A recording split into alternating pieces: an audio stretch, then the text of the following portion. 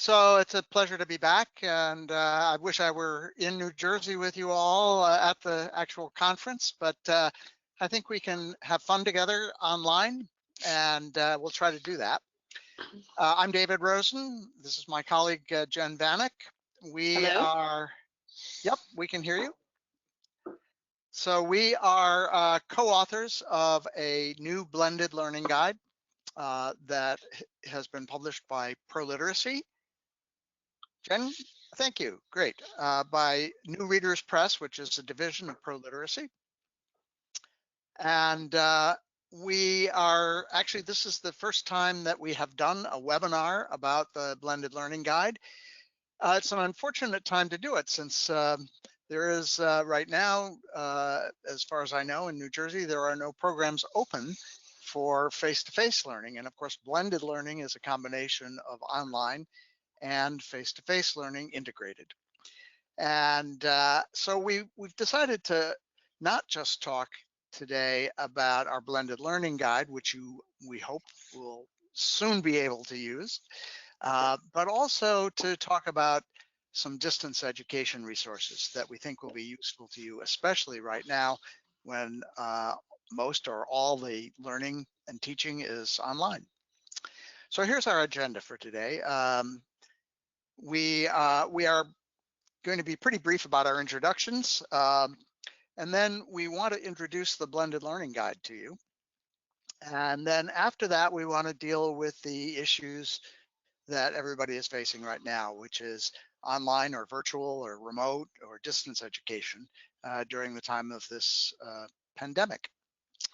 And we'll talk briefly about some promising practices, and we will give you plenty of resources to help you right now, immediately, with issues of getting and improving what you're doing in teaching online. And all the way through, we'll have opportunities for you to ask questions.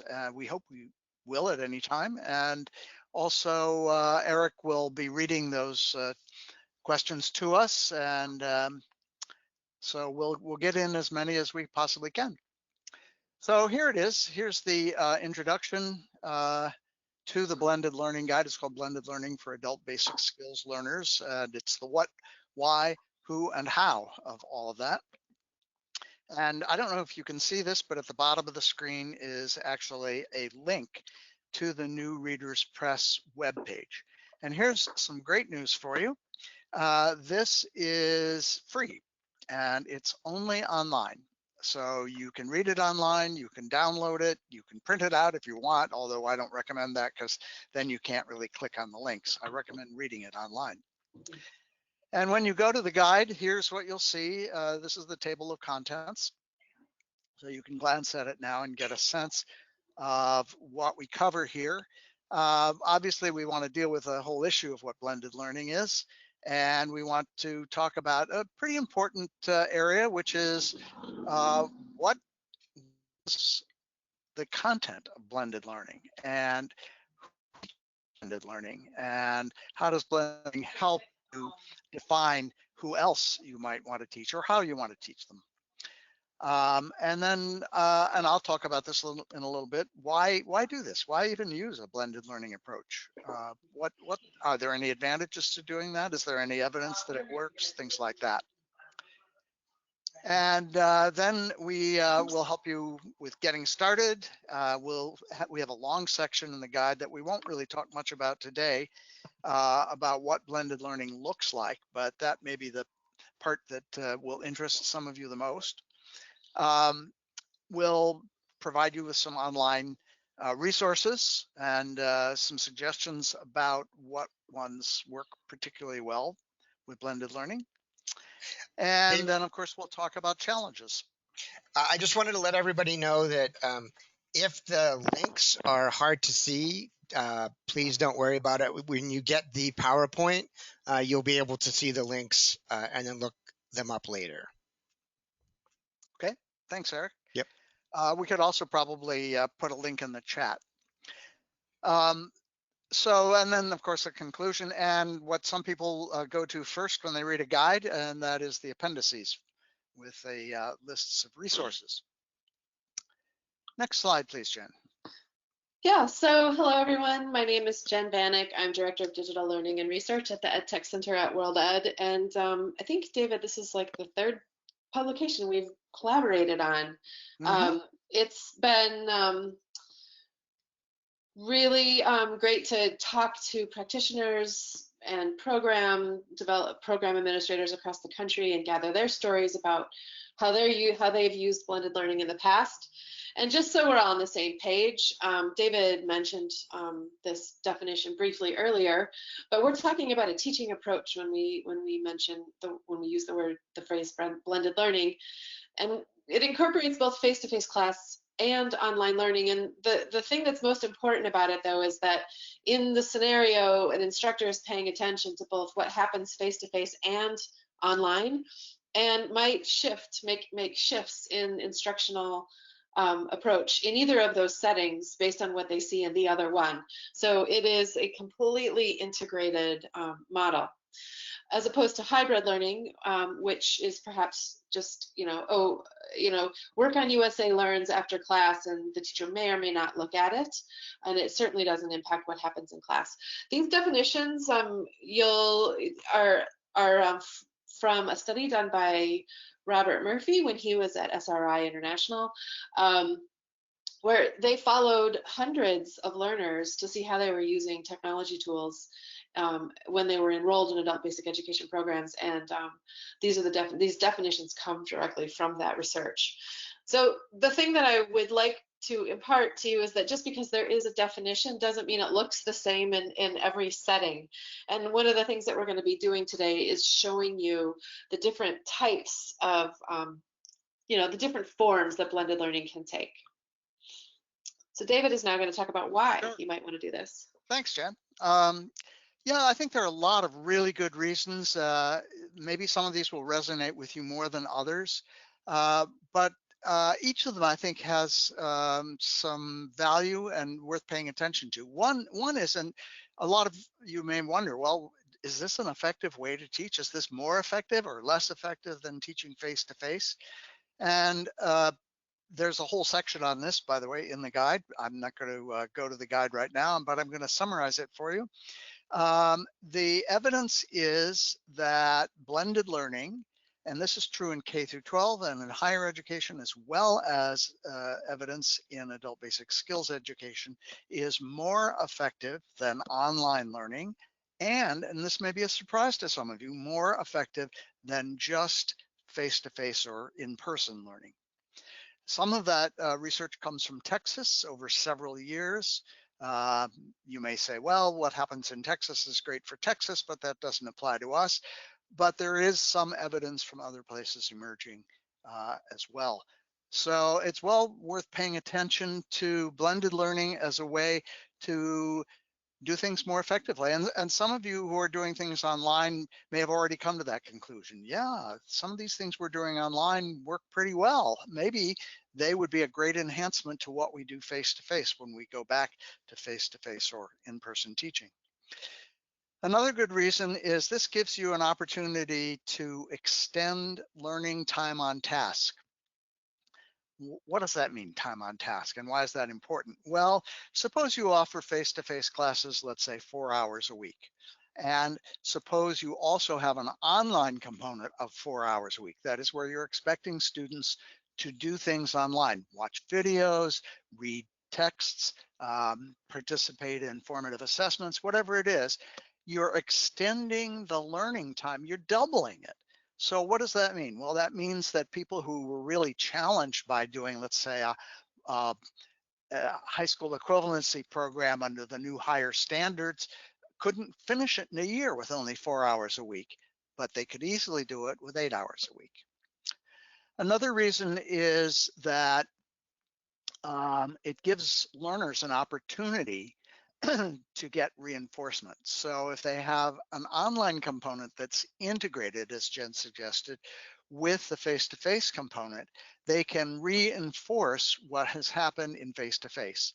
Or, and some of you know that this happens all the time, when a student misses a class, is there a way to make up that class, they ask? Well, if there's an integrated blended learning model, they can do that because they can, perhaps you video the class and you post it after the class. They can see what happened in class and do that online.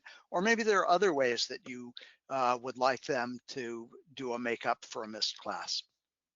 Again, you can post those online. Blended learning supports flexible programming that helps learners persist. What does that mean? Well, how many of you have had a situation where, let's say, the administrator of your program says, our attendance policy is such and such, your student has missed too many classes, they're out, they're dropped. Here's a situation where that doesn't have to happen, because if they can participate in the online learning that makes up for the class, they haven't missed the class. So they can actually stay enrolled in the class, even though they may for a short period of time not be able to come to class. So for example, if their employer changes their work schedule for, let's say, 2 or 3 weeks, and they cannot come to the class as it was scheduled, but they can do the online work. Well, after that 2 to 3 week period, they can come back, they can do both as a blended learning model. So here's an opportunity to improve your program retention, or from a learner perspective, help learners persist. Some teachers say that having a blended learning model makes homework more convenient and appealing, and that learners are actually doing that homework, whereas in the past, it was a struggle to get them to do it. I'm not sure that's true in every case, but it depends on how creative you are with the online component. If it's multimedia, if it's exciting videos, not necessarily long ones, by the way, but engaging ones, you may find that learners can do this. Many of your learners may have access to the internet through their smartphones and be able to watch those videos on their smartphones. It creates opportunities for learners to build their digital literacy skills, learning by doing. So the object here is not to teach digital literacy, but to help them learn in a variety of ways online, and through that, give them the confidence to learn online. In other words, actually use digital learning skills applied to a learning situation. And then finally, it depends, of course, on how you do your blended learning model, but let's suppose you decide on an online course management system or a learning management system. Many of these, most of these really, have a built-in monitoring system so that you can see how each student is doing. You can, in many of them, you can see in the aggregate how students are doing on each of the competencies or tasks or lessons that you assign. So that's a sort of a breathless, quick overview of what that fairly long section in the guide entails. David, before you move on, Lorraine, did you have a question or a thought? I've unmuted you. No, but thank you. I'm sorry, that was a mistake. I've been having internet issues all week, so. Okay, it's okay. Thank you.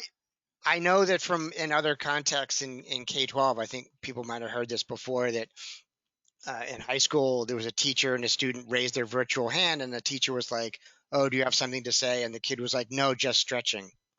So, okay, good. Great, thanks. So the reality that there are so many different reasons to come to a blended learning approach is borne out in that it's going to look different in the program depending on why, like which of those reasons you are most drawn to. And essentially then your reasons for adopting blended learning are going to determine the shape that the blended learning opportunities take for your students. So I liked, actually, this comes from some research that's footnoted in the notes of the slide, which you can see later, but programs tend to adopt it for two reasons: to address issues around what is taught, or to address issues around who is taught. And depending on which solution you're looking toward, the structure is going to look different. So if you are looking to address issues of what is taught. Like, so say, for example, you have a very diverse classroom setting with students who have very different learning needs, and you need to be able to support differentiation within that scenario.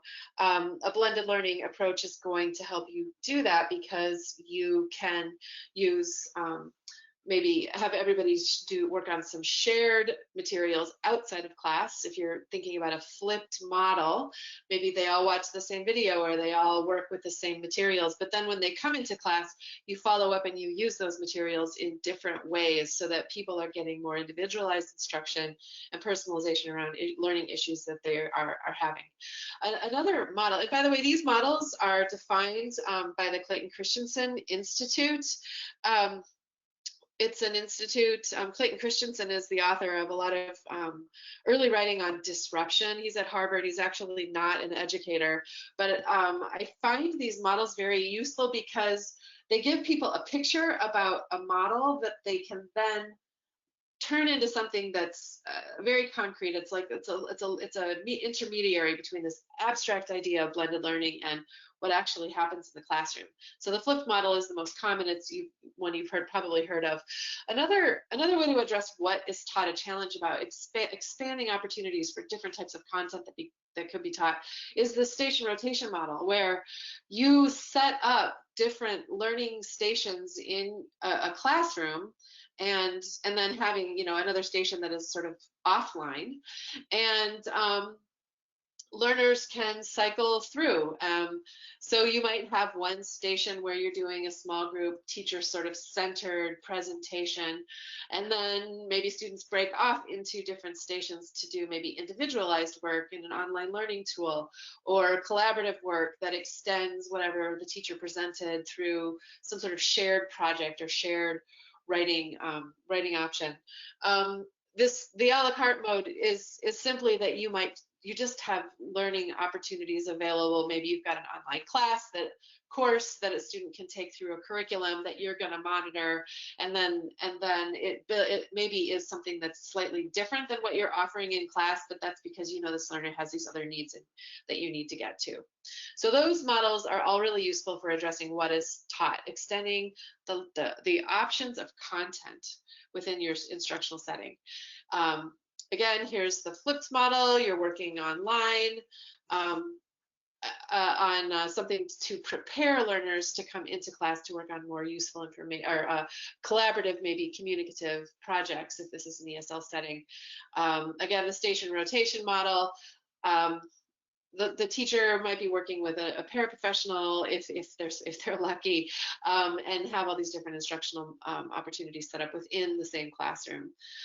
So now I want to move into who is taught. If you are looking toward blended learning because you need to address who is taught, maybe there is a community of learners that your program hasn't been able to serve because of program restrictions, funding, whatever. Then you're thinking about who is taught, and some useful models for that are learning circles, and again, this a la carte model that I talked about earlier. So let's talk about a la carte a little bit more deeply here. So in the model, again, people are working either at home and in the classroom, and it's simply there are just different learning options for individuals that allow you to personalize learning. Now, why does this appear in both places? It's because I will give you a concrete example of this. I used to teach at St. Paul Adult Basic Ed, situated in a community that wasn't a refugee community, but we had lots of households with low employed people and people who weren't able to get family sustaining jobs, yet they weren't immigrants or refugees. They didn't ever come to our school because they saw our school as a place for refugees. So we were able to bring in these sort of a la carte models, and people had more choices. And so the fact that we had more choices available by bringing in this technology made it all of a sudden made the school look more like a place for them to learn too. Learning circles have traditionally been used in adult basic education programs as a way to serve learners on waiting lists. So you'll have learners come into a setting to work independently, but all maybe on the same app, or groups of learners might all be working on the same app. This has been really useful, as I said, for programs that have had waiting lists, because it allows programs to use a volunteer or some other learning facilitator to help answer questions and help learners move through those online learning technologies, but perhaps not have to be in a classroom if there isn't room within the program. Incidentally, literacy partners in New York City, you may be familiar with because they created the We Speak NYC series. They are doing virtual learning circles, helping learners work remotely through We Speak NYC, but in Zoom. So they've taken this learning circle model, which is something that always happens like in a library or a resource room at an adult learning school, and they've moved it to Zoom. And we actually have a link to that on a website that I'll be showing later. And you can listen to Anthony from Literacy Partners talk about how they managed to do that. If you would like to read more about learning circles, here is a link to a blog post on the EdTech Center website where you can find that information. So David, let's hear a little bit about the appendices in this guide. Okay, just very quickly, there's a lot of material in the appendices. I had mentioned earlier that there has been research on the effectiveness of blended learning, and so that's Appendix B. Some of you may be interested in apps and how you use apps in blended learning, and may wonder, well, what are the apps that have been proven to work?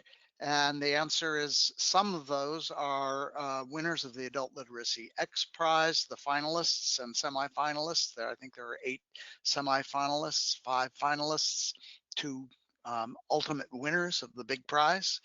So there's a list of those and where you can download them. There are also, I should mention, since I'm talking about that, is that it is still possible to get these free, for example, through ProLiteracy. If you go to their website, they have some opportunities, and also Learning Upgrade, I think, has a way to get free or reduced costs, and I think CellEd does as well. And yeah, I can add something to that really quickly if you don't mind. No, yeah, I don't. Go ahead. CellEd is going to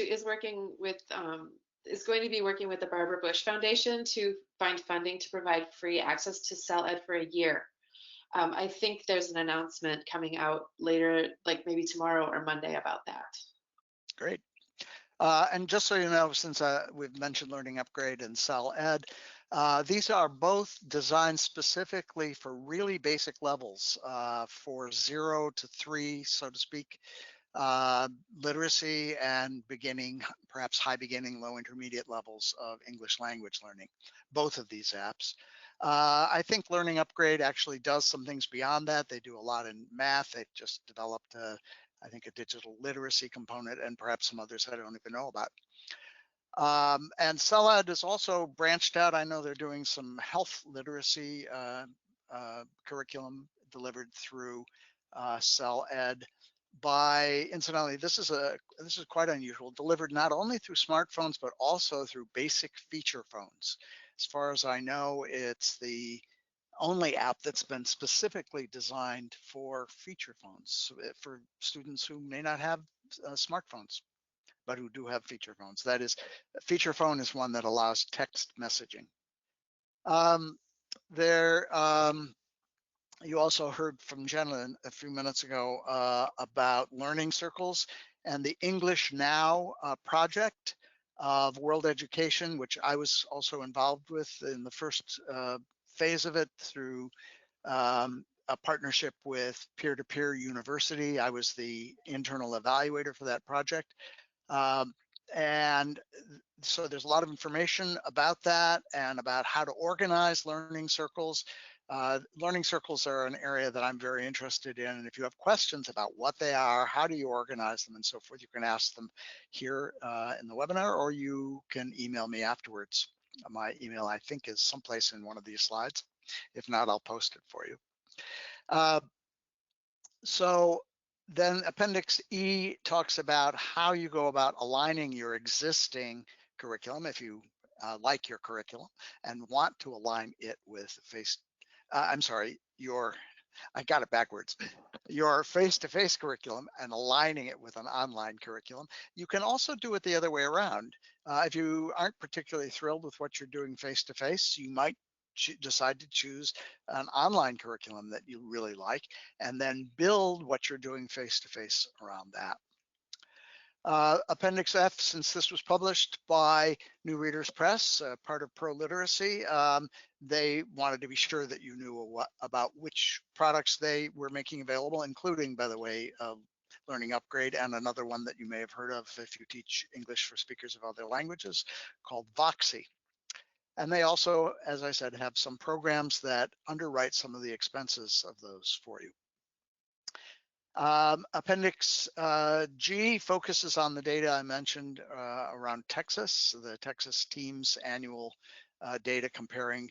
Actually, it's not blended learning, it's really hybrid learning, which is different. It's a larger category. It just means face-to-face and online, not necessarily integrated. And then Appendix H is some tools that were suggested by practitioners like you in a pro-literacy study that was done last year. And so we picked some of those tools and shared them with you so that you might know what some of your colleagues are thinking.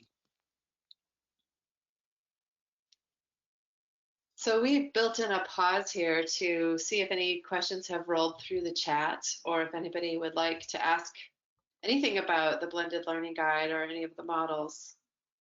So people, you can either raise your hands, or if you want to ask your question via the question area, you can type it in, and then I can pass it along to David and Jen. While people are thinking, I just would like to share something that David and I have talked about in the past, and it's that, you know, even when we are going back to classrooms, it's likely that we won't be going back to classrooms that are as full as what they were before, because we might still have social distancing requirements. And in a situation like that, a student might be in a class of 30, but only 15 come at any given time. So taking turns and using a blended approach, a teacher could actually manage to support the learning of these students, even though they all can't be present in the classroom at the same time. It's just, and you know, and I also think that some of these blended learning models could actually be replicated and are being replicated through synchronous video conferencing like Zoom. Susan Guerra is a teacher in California who many of you might have heard of, who actually calls her Zoom plus online, you know, independent learning, blended learning classes. And I think she makes a fairly decent argument that this could be considered blended learning because it is face-to-face, although it's not geographically in person. That's a great example. There's another one that comes to mind too, Ashley Winkle in Texas, who does face-to-face, does completely individualized or customized or differentiated blended learning within the class, so that each student within the class is actually working on a customized version of what the whole lesson is that the class is working on. So it can be differentiated by the level of their abilities.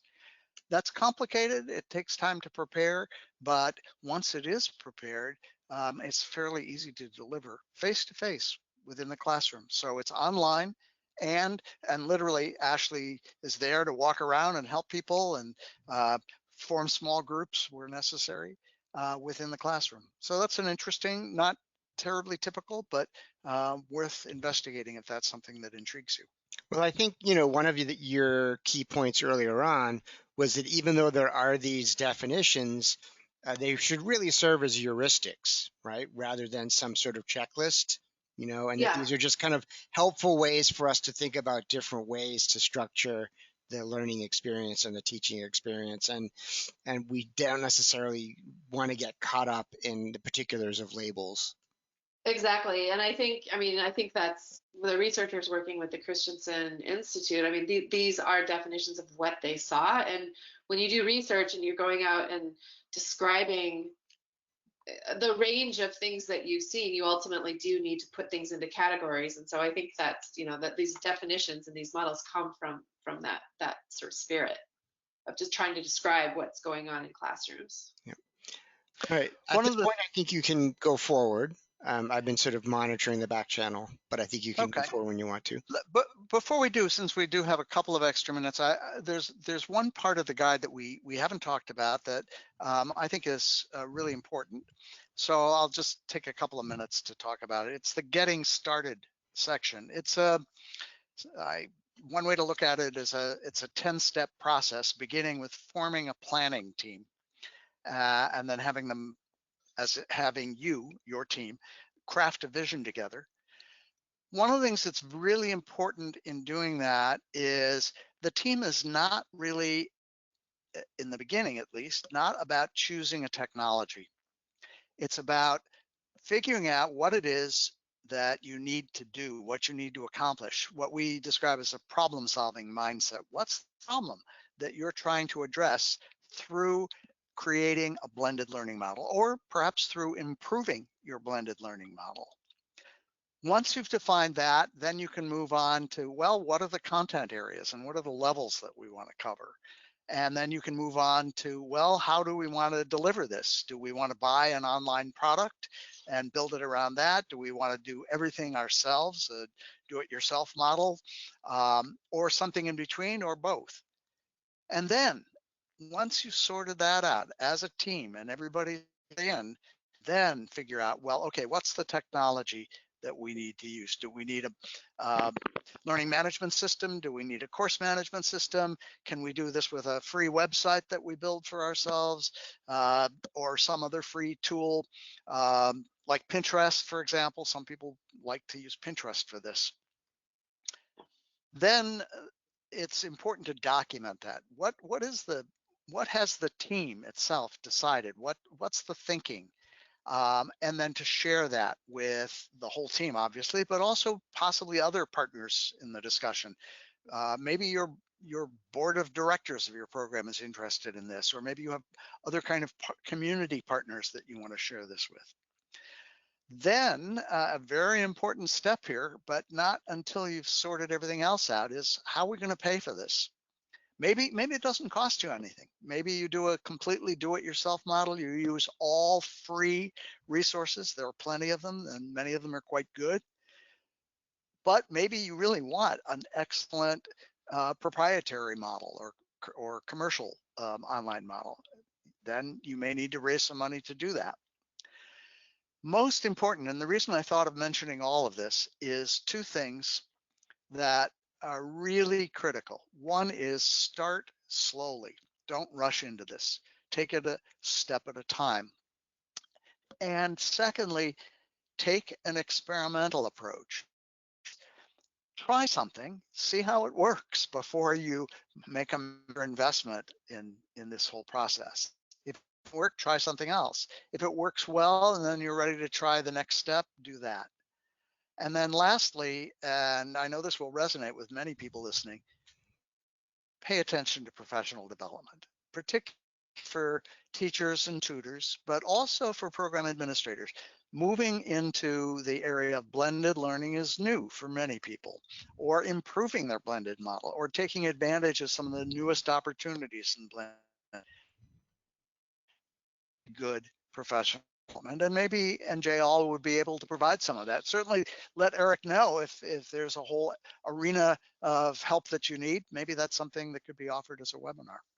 Sure. And before you move on to the next section, I just Dante wanted to share an example of kind of the blended learning even within a single classroom, physical classroom, where he notes that as a music teacher, that after a theory lesson, he can pre-record private instrumental lessons, which the students can then use at their own pace as he oversees the class, right? So the technology allows for that flexibility within the classroom. Thank you, Dante, for that example. Fantastic. So Jen, let's bring this up to present day times, the time of the pandemic, and what we can do about helping people to move classes online, to improve what they're doing online, to get ideas from their colleagues. Yes, definitely. So my job for about 9 weeks has almost been exclusively on providing technical support around the pandemic and trying to help programs get online rapidly. At the Ed Tech Center, we've created a resource site. The URL is edtech.worlded.org, and if you go to that homepage, right at the top of the page, there's a link to tips for distance learning.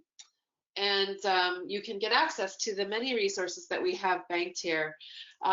We have links to promotional offers from curriculum providers. We have links to open education resource directories. And I've written briefs on many implementation areas that are essential to pay attention to when you are either rapidly scaling up or starting up a distance ed program.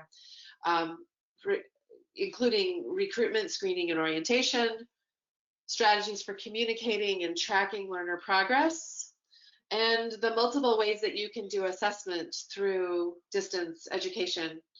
So I think there are 5 or 6 briefs. There are 2-pagers that are high level and very updated to present time synopses of other research that I've done or read, and you can find them all on the website. The other thing that's on the website is a invitation to our distance education strategy sessions. They've been happening weekly for, I think this is number 9. Yeah, this is our 9th week. And each strategy session, I feature 2 or 3 innovative ideas that I've heard about around the country. Here's the information for this coming webinar, where we're going to feature Jeff Gumas of CrowdEd Learning, who's going to share a new tool that he's created through his nonprofit called SkillBlocks. SkillBlocks is totally free. It's an app that teachers can use to aggregate and structure open ed resources, that's free digital learning resources, aligned to college and career readiness standards. The other very important thing to know about this is that the playlists essentially that he's created for teaching different content have been, the OER that are in those playlists have been crowdsourced by teachers, so they're vetted.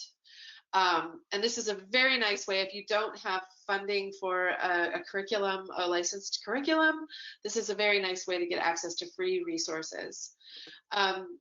The other presentation, which is actually very complimentary, Karina Avila and Kyle Boyson from Arizona Department of Ed are going to talk about their state's response to this idea that not all programs can buy licensed curricula. Even though Arizona, as it turns out, they do offer free statewide licenses to 2 proprietary products every year, they have found that enough teachers want to create their own online content that they've created a training and certification process so that programs can collect proxy hours for that teacher-created content. So as always, our EdTech strategy sessions feature 2 short presentations with short Q&A, and then we actually move to different webinars for follow-up discussion. So you choose the person you want to follow up with more. I hope that some of you will go to the URL here and register and join us on Friday. The other thing that's happening with the Ed Tech Center, as you may or may not know, Team World Ed had the best performance of all of the teams in the X-Prize Communities competition, which was the year-long use of these free apps. We used the prize money to create a community of practice that showcases promising innovations that we observed, and that our partners who performed well in the other areas, the other tiers, the smaller tiers of the competition, what they noticed. And we've put them all into an M-Learning resource hub. You can find outreach materials to help you with onboarding, materials to support instruction and assessment. So do check out this website. 97% of adults in the US have some sort of mobile device. All but 15% of them are smartphones. that are at least Wi-Fi enabled and can pick up free Wi-Fi hotspots if students are around them. So if you're thinking about building up your distance or education program, you really do need to ensure that the choices you make it possible for learners to learn using their devices, their handheld devices, their mobile devices. We're having a webinar series. Actually, our first webinar series around this was just right before this session. If you go to the mLearning website here, you can register for those monthly webinars where we'll feature resources from each of the implementation areas. Not sure if anybody has any questions at this point just on that stuff. The links are in the slides to register and to access all those resources. So I hope you find them useful. There was a lot of discussion in the Tuesday webinar about means of access, right? And how accessing something on your phone is different than accessing something on a tablet versus accessing something on your computer, right? Yeah. So I think that's really something to be mindful of, particularly when you're designing your own materials, to make sure that it's going to be readable and that students can interact with them easily in whatever hardware they're using to connect to it. Absolutely, and thank you. That's like a great cue for me to say that our EdTech strategy session on I believe June 15th is the Friday. It is going to feature Sherry Lahane from Providence, Rhode Island, talking about how to create mobile learning resources. I believe she does most of her work through Google Slides, and she's gonna walk us through the process of exactly what you need to do that. So I hope you'll check out the website and come to that webinar if that's something you're interested in. But you're absolutely right. Not all learning resources are designed for mobile, and it's very important to test things out before you ask your learners to use them on a mobile device. So David, we'd love to hear more about Links. Links has been the online community of practice for a lot of the work that we have connected to our webinars, and a great source of learning for all teachers and for researchers like myself. Great. Thanks, Jen. Before I delve into Links, I'm reminded of something I learned from a practitioner in Illinois yesterday, who says all of her students have smartphones. None of them have computers. They all use hotspots in their communities. They don't have access from home. And they want to improve their typing skills because they're preparing for their high school equivalency exam when that's possible. By the way, there are 3 assessments now that are entirely online, that are proctored virtually, 3 of the major assessments in our field. That's an aside. But what I was going to mention is that she suggested that they purchase a portable keyboard. I went to look on Amazon.com. The one she recommended was under $30 and came with a nice little stand that allowed you to put your smartphone horizontally.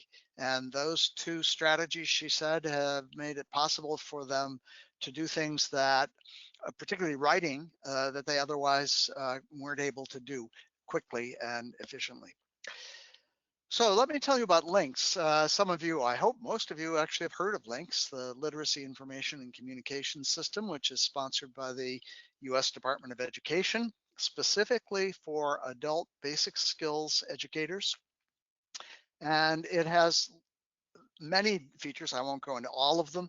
It has a learning portal, which is for taking courses, free online courses. That's for teachers. It has a resource collection. These are professionally reviewed resources. They're reviewed by at least 2 experts. In some cases, a 3rd is brought in. And so these are all resources that are found to be particularly evidence-based or particularly useful to practitioners. And what is most relevant to our conversation right now is the community of practice, which is a series of groups, different groups focusing on different subject areas. And Jen, next slide, please. So it's an online professional learning space. It's organized by topic, and these are customizable to your interests. Next slide, please. These are the groups on the left-hand side. Career pathways, for example, we mentioned, or Eric mentioned earlier, correctional and reentry education. And they, by the way, do discuss some of the issues that you were mentioning, Eric. Disabilities and equitable outcomes. English language acquisition, this is a big one. It probably has the most number of people, teachers in particular, who subscribe to that. Another big one, probably second biggest in terms of the numbers, about 2,000, is integrating technology, and I'm the moderator of that, so we'll be talking about that in just a minute. And then there's math and numeracy, professional development, program management, which I also moderate, reading and writing, science, and teaching and learning. And then there are 10 more micro groups on narrower topics within these broader groups. So this is free. This is designed for you as a practitioner in adult basic skills education, including English for speakers of other languages. And it is, think about the problem that you may have experienced of feeling isolated and not being able to talk with your colleagues, maybe even more so now, maybe less so now, I'm not quite sure.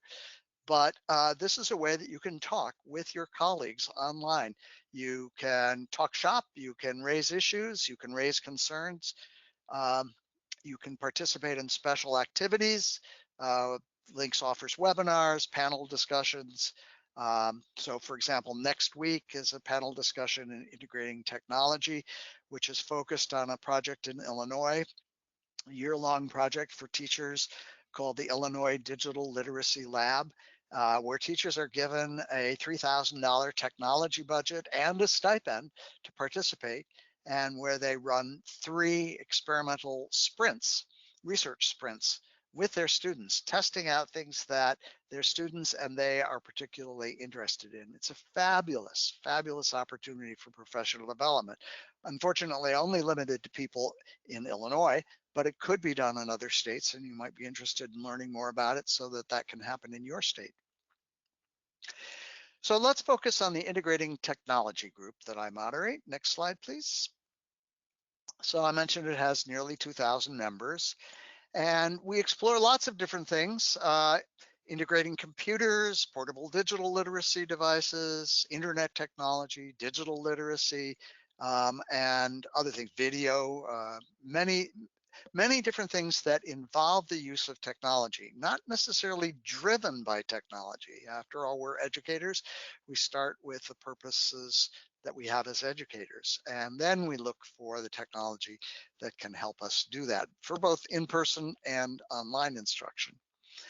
And this is all about sharing strategies for teaching, for example, teaching digital literacy skills as part of a contextualized work-related or health and safety or family literacy curriculum.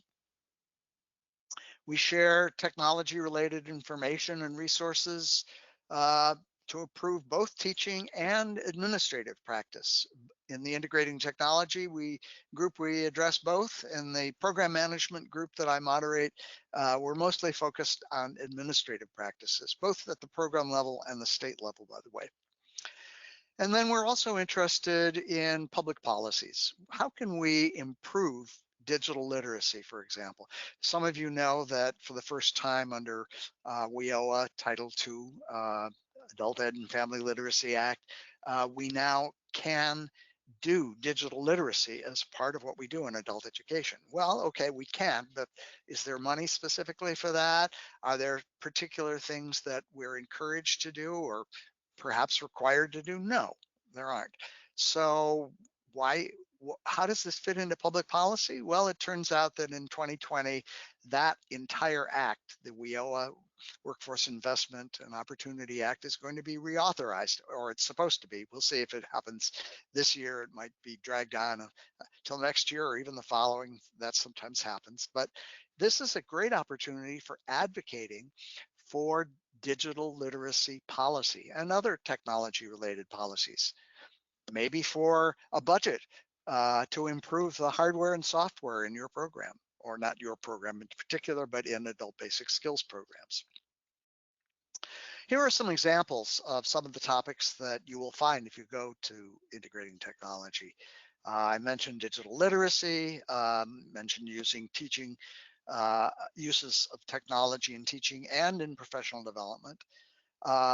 There are others here, but let's go on to the next slide. I've mentioned, I think, several of these. So let's go on to the next slide, and let's focus on. Well, let's just pick one. These are all current discussion taking place right now. Jen, yeah, let's focus on the second one. Well, the first one's good too. That's fine. So I this is picked my favorite one, David. This your favorite? It's certainly one of my favorites too. This is actually it's led by a practitioner from Connecticut. Her name is Nan Friedland, and Nan had never done anything with technology outside of her classroom, and quite frankly, other than using a smartboard and maybe one or two other things, she was not a fan of using technology. Suddenly, in mid-March, I don't know, about March 13th, I think, she learned that that was the end. That was in-person classes had ended suddenly, and she was going to be expected to do whatever she does online, and without much guidance in doing that and no professional development. So here she was, a dedicated English language learning teacher, very successful in her classroom with the hardest beginning levels, students who had little or no education in their own country. I mean, a huge challenge. How are you going to get all these people online? How are you going to address their issues and concerns, and how are you going to teach them? And so this is really a discussion of that. She tells her story, and others join in this story and to it. We'll see here that she's talking about an app called WhatsApp. Some of you know this, some of you don't. It's probably the most widely used communications app in the world. Immigrants know this app. Why do they know it? Because it's how they stay in touch with their friends and family, not only in this country, but in the country of origin. By and large, they have cell phones, they have this app, they have never used it for education purposes. So Nan had to try to figure out how to take this app that they all knew how to use and she had never used, how to turn that into a platform for online learning. The main not it turns out the only, she developed some other platforms, but the main platform for online learning. So I hope I've intrigued you to go and read this story. It's not over. It's a story in progress. One teacher talking about her experiences, but other teachers chiming in and saying, oh, you did that? I did this too. Or, and I did it this way. Or saying, oh, that's interesting. I'd never thought of using WhatsApp. What do you mean? You can actually make a video on WhatsApp. You don't have to make it going, to YouTube or making it yourself, posting it on YouTube, bringing it back as a link to WhatsApp. You can actually get better sound quality if you make it on WhatsApp. I mean, all of these kinds of things come out in these discussions. It's teacher to teacher here. Speaking of teacher to teacher, Jennifer suggests Talking Points, that it's better communication app for ELL students because it enables translation on the spot.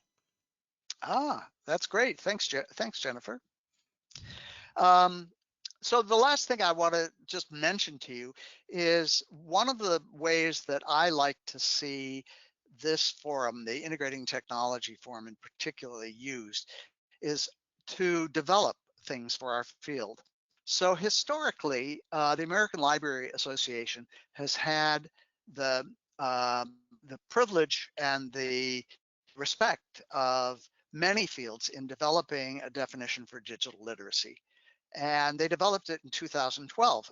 And it's a good definition. It's the definition that's included in the WIOA Title II Act. So it's well respected, but it's out of date and it's time to update it. And so I posed that question to the members of the Integrating Technology Group, and we worked on it together for a while. And this is what we came up with: the ability to successfully, ethically use information and communication technologies to find, evaluate, create, and communicate information and solve relevant problems in a person's daily living, education, and work. So we did that in July last year. The underlined parts are what we added to the original definition. And that's beginning to catch on in our field.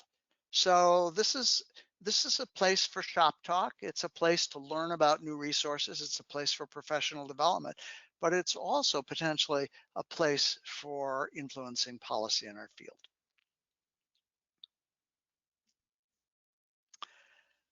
So let's see, are there questions about some of these online resources?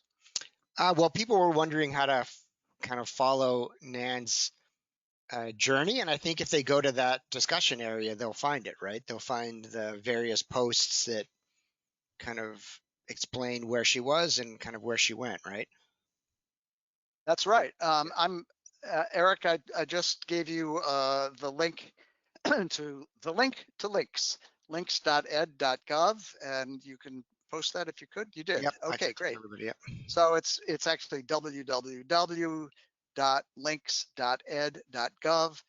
Then once you get there, go to the community section, and then once you're there, you will see that there are a bunch of groups.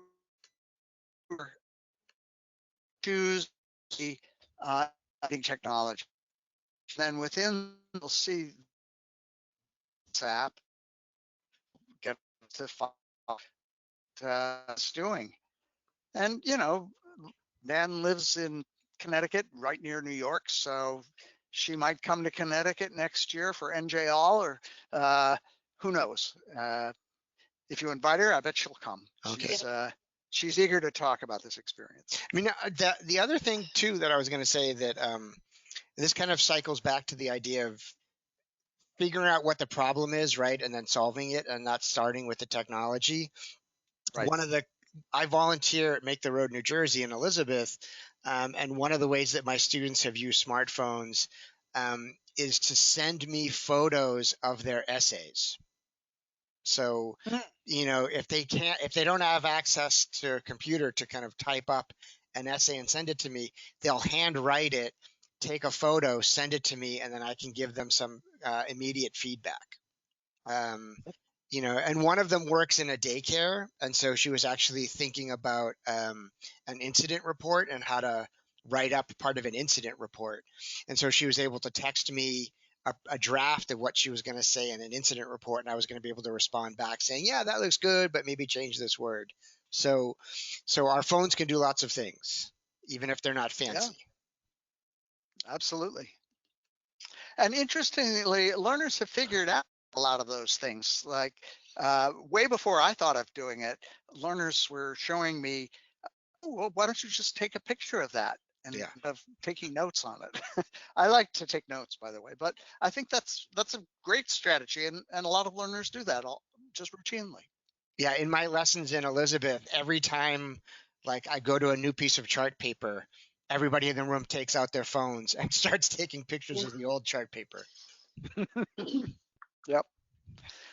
So Jen, you want to lead us off on promising practices? Yes, and we are going to be, David used the word breathless earlier. I think that you're not going to hear me breathing much either, but I do want you to know that we have links to all of these slides embedded within these slides. And so we can, Eric, if you could share out the slides with your registered attendees, then they can actually link to these to follow up themselves. So a few tips for you in these pandemic times. You really might be tempted to not do a lot of outreach for new participants, but if you have access to social media in your program already, use it to its fullest extent so that you continue to have a presence in your community. This is an example from a Facebook group that an adult ed program in Northern Virginia, or that Virginia has put together. And you notice they have actually started to make use of the chat bot that Facebook has embedded into their groups or their pages, and they use that as a way to communicate initially with learners. And it does actually bring in new learners into their organization. You also will need to do some sort of screening to make sure that your learners are getting access to the support they need while they're participating in your just distance education program, there is a link here to some free resources that were developed by a really talented teacher named Jessica Wabler, who teaches at the YWCA National Capital Area. And she has created these Google Forms surveys that she sends to people who express interest in participating in distance ed. And it's not about screening out, it's about screening for skill needs to find the best supports and learning opportunities that the program has for them. And so if you go to the folder, you'll notice that there are both a copy of the form, but then also in a couple situations here, the actual Google Doc that the questions in the form are based on, so you could tailor them and use them for your own program. Here's an example of what one of those Google Forms looks like. The other thing I want to mention is that we've done some work with the National Immigration Forum at the EdTech Center at World Ed and have found that you can do completely remote onboarding to distance education. But if you're going to do it, you need to be very proactive in providing support. You need to contact learners using the technology they're most comfortable with before class actually starts, okay? Often that's a phone call. Then that leads to WhatsApp, then that might lead to Zoom, then that might lead to more learning resources. But make sure you're recording these touch points so you know where learners have problems, and maybe even figure out ways to set up some peer-to-peer supports. This National Immigration Forum project was a completely remote workplace ESL class. Everything about the class happened remotely. The face-to-face was done through Big Blue Button, which is a web conferencing tool, and the online learning was done through the World Ed Moodle. So it is possible. Another thing I just want to add about this, here's the link to the paper on this work. Make sure that you're very clear about the technical requirements and that all instructions you give are very clear. For example, this is an example of screenshots that were sent in a series of text messages that were sent out before the students were asked to join the online Big Blue Button web conferencing tool. So you can see how clear and step-by-step this all is. In many cases, they were doing bilingual because many of the speakers, the learners were Spanish speakers, and so they had bilingual texts that went out too. David, you want to talk a little bit about this? Sure, yeah. Basically, it's the same strategy that I mentioned Nan Friedland uses. Start with whatever technology most or all of your students already know how to use. So for example, check and see, maybe they already use WhatsApp, or maybe they use Facebook. And incidentally, you can create a private Facebook group so that there's no security issues, privacy issues. And then after you're using that for a while, everybody's comfortable in using whatever the app or the web pages that everybody is comfortable with, then add actually Jen has called it digital homeroom, and I've adopted the use of that term. It could be a website, free website, for example, that you create with Weebly or Wix or another online website design platform. It could be learning management system such as Google Classroom, which is free, or D2L, which is a proprietary system. There are many options for doing this, but someplace where everybody can easily go to and see everything that they need. So they see their assignments, they see the assessments that they have to take, they see the links to the videos, they see links to previous lessons that they might have missed, everything that they need in one easy to find, well-organized homeroom. Another tip, it is more important to stay connected with your learners than to ensure that they are making rapid academic progress. Many learners, their contact with their adult basic skills instructor is one of the few touch points they have outside of maybe a very isolating reality right now because of the pandemic. So prioritize staying connected through whatever means possible. And it's very reasonable and useful to share resources to help keep them healthy during the pandemic. This is a very valuable resource that I came across a couple of weeks ago. offered by Switchboard, an organization that supports refugees resettlement. This page is a list of multilingual resources about COVID. Posters, videos, sample text messages in multiple languages, and I'm not just talking like 3 or 4 languages. There are resources here on maybe 10 to 15 different languages. So an extremely useful resource if you live in a vivid sort of multilingual environment and your learners are coming from many different places in the world. I do encourage you to check this one out. Another tip, really good idea to keep track of who's coming to you, even if you don't have access to your normal intake processes because you're not in your institution. This is a link to a form created by the state of Texas. This is the Google Sheet that they are using, a copy of the Google Sheet they're using, or they're encouraging new programs to use to track new people coming in, so that once things get back to normal or get back to the new normal, they are able then to enter these people into their state database and actually pick up where they left off with tracking. Just showing a screenshot of the PD that they've created around using the form. So a really good idea if you're going to mandate something to provide adequate professional development to help people know how to use it. And then finally, if you would like to stay abreast of things like this that we come across, we write about them in our newsletter weekly. So I encourage you to sign up to get our newsletter so that as we're learning about new things, we are happy to share them with you. And with that, I think we have like a minute. You don't sound out of breath. Okay, well, I was a swimmer. I'm an open water swimmer. There you go. I can hold my breath. So happy to answer any questions if there are any that remain. So certainly we'll send out the PowerPoint. And then also people who suggested resources via the chat section or the question section, I'll collect those and add those to the email that goes out. My hope is to get it out by this weekend. Again, once I get my grading done. Any other thoughts? I also am engaged in distance learning. Yeah. Let's see. There's a question about, can you show the Google form again, please? Oh, sure. Google Forms is very user-friendly. The learning curve on getting started is essentially flat. I mean, it's not fancy. I'm sure you can use it in a really complex way, but if you want to just go in and make a simple form, it's very easy to do. The responses feed into a Google Sheet, a Google spreadsheet. So it's something easy to share if you're collaborating with people in a team. Okay. Ella, is that the one that you were looking for, or were you looking for the new intake one?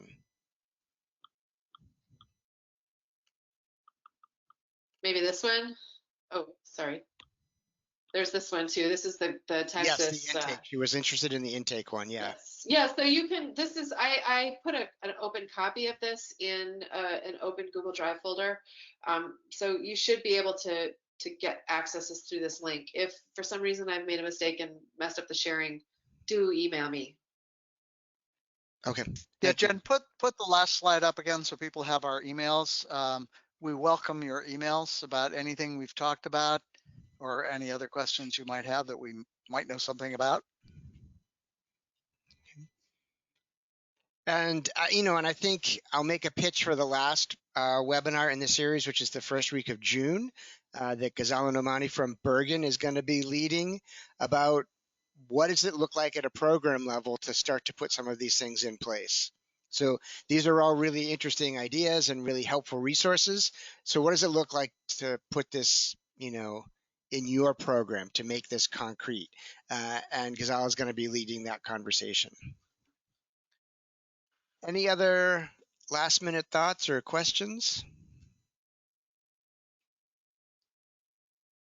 Right. I mean, I think, Jen, as you were saying, we're not moving back to normal. We're moving back to the new normal, right? And we don't know what that's going to be. But for a lot of people, it's going to be, being wary about being in public spaces. And so I think many more people than before are going to be interested in distance learning and blended learning opportunities. Yeah, I agree. Thanks for the opportunity to share this work. Yep. Yeah, So, thanks a lot. there's questions coming up. So there's not going to be a transcript of the session. There's going to be an archived version of it that will go up to our YouTube channel. NJAL has a YouTube channel with all of our previous webinars archived and available to watch there. Okay. Any other last minute thoughts?